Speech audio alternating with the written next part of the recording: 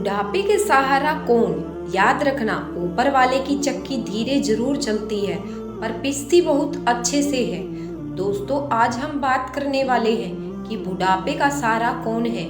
एक हॉल में बहुत सारे व्यक्ति बैठे थे और बात कर रहे थे कि बुढ़ापे का सहारा है कौन। कुछ लोग बेटे को बुढ़ापे का सहारा बता रहे थे तो कुछ लोग बेटी को बुढ़ापे का सहारा बता रहे थे। जब मैंने उनकी यह बातें सुनी तो मैंने कहा, बुढ़ापे का सहारा ना बेटा है ना बेटी है, बुढ़ापे का एकमात्र सहारा बहू होती है। जब लोगों ने यह बात सुनी तो वह मेरी तरफ हैरानी से देखने लगे।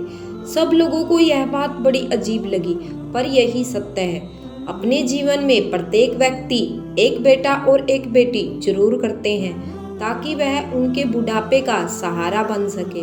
और ठीक भी है, क्योंकि बेटा बड़ा होकर ही बहू लेकर आता है और वह बहू पर ही जिम्मेवारियां डाल देता है। फिर वही होती है सास ससुर की बुढ़ापे की लाठी।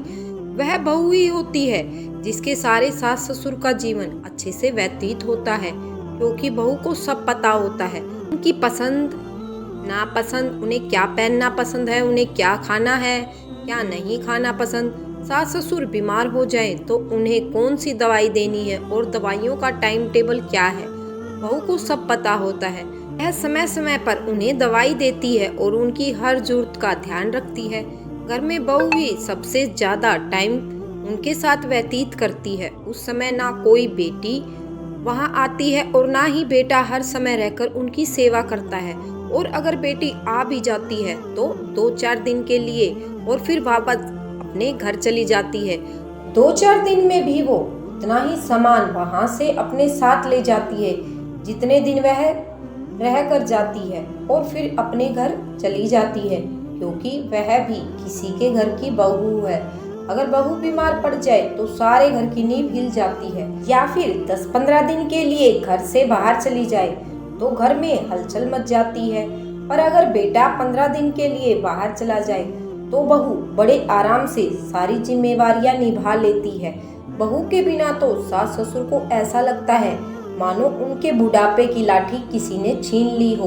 बहू को सुबह नाश्ते से लेकर डिनर तक सब पता होता है कि उसके साथ ससुर क्या खाएंगे और क्या नहीं।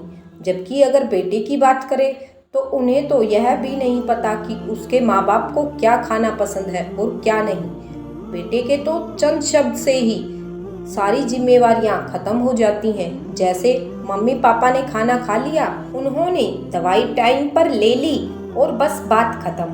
बेटा तो रात को घर आता है और सीधा अपने कमरे में चला जाता है, और बेटी भी कभी कभार ही अपने माता पिता से मिलने आती है।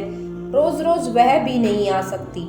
दोस्तों, आप सबको पता है हमारे फौजी भाई अपने माँ बाप को अपनी पत्नी के सहारे ही छोड़कर देश की रक्षा के लिए चले जाते हैं।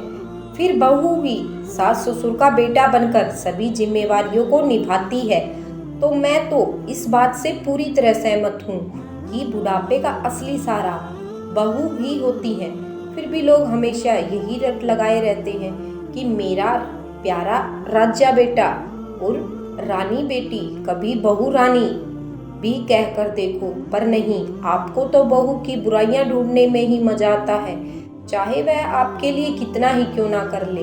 आपको तो सिर्फ उसमें बुराइयां ही नजर आती हैं। बहू की सिर्फ बुराइयां ना देखें, उसके गुणों को भी देखें, और यह ना भूलें कि वह अपने माँ बाप को छोड़कर आपके माँ बाप की निस्वार्थ भाव से सेवा करती है। कृपा अपनी बहुओं को भी अपनी बेटी की तरह इज्जत दें, और यह ना भूलें कि आपकी बेटी भी किसी के घर की बहू है। अगर आपको मेरी बातें अच्छी लगी हों और आप मेरे विचारों से सहमत हों तो वीडियो को लाइक, चैनल को सब्सक्राइब करना ना भूलें, और कमेंट में मुझे ज़रूर बताएं कि आप मेरे विचारों से सहमत हैं या नहीं।